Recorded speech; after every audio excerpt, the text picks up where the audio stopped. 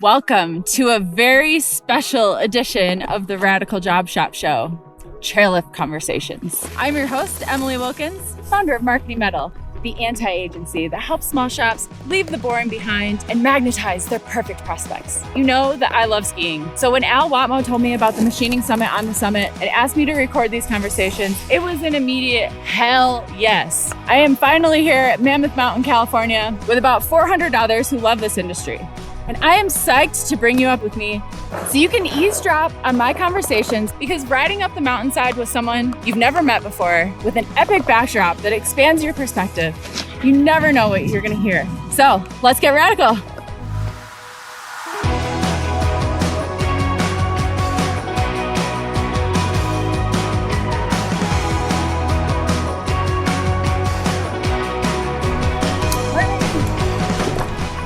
Are you guys here? You a brave sitting with the camera? You have the camera? I got the camera. What's your name? Jason. Jason, I'm Emily. This is my husband, Justin. Hi, nice to meet you. Nice to meet you. Where are you from? I'm from Reno, actually. Okay. And what brings you to the Machining Summit? I'm thinking about the answer, but probably within tolerance.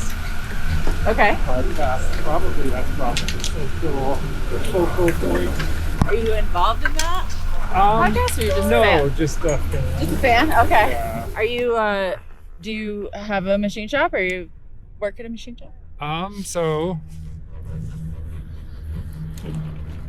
there's a lot of common stories, you know, like on the chair, the lift chair.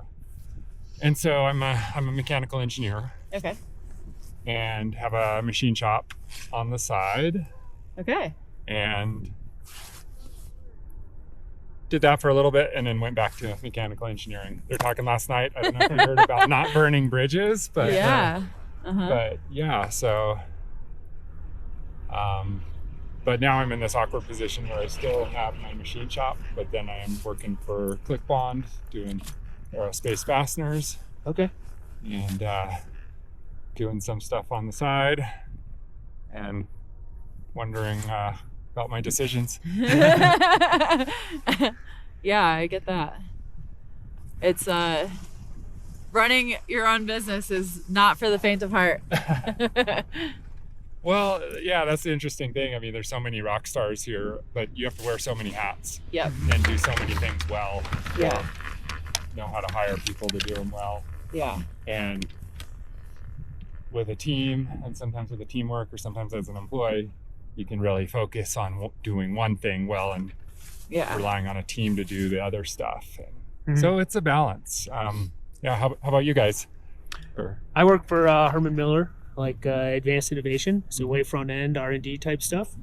And then as a side gig, I run help her with. He's my CFO. Finances. So yeah, my company is called Marketing Metal, and I help small shops build their brands and websites. And see, I needed you about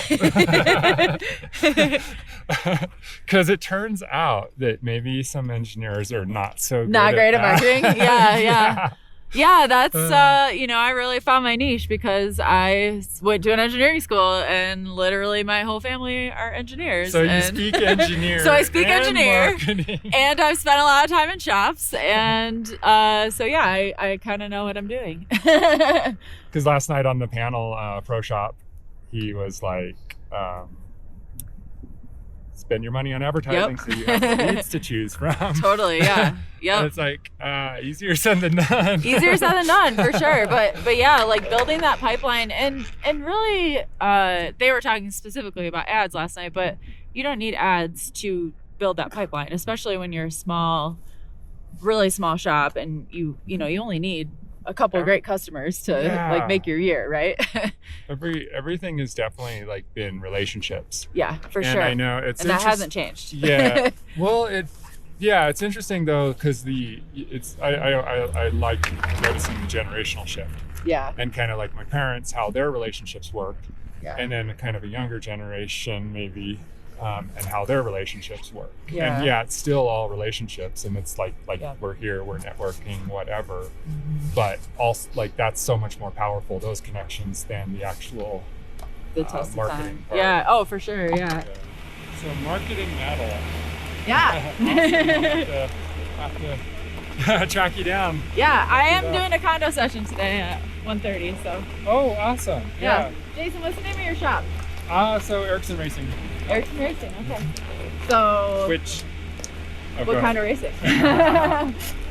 Well, I was doing, when I originally got the domain name, I was doing Bonneville Racing, and I was trying to do a project with, I was working for an alternative fuels company trying to do a project with Jesse James. Oh, cool. And I had done this alternative fuel Bonneville car that was Lessman Racing, and so I originally did that.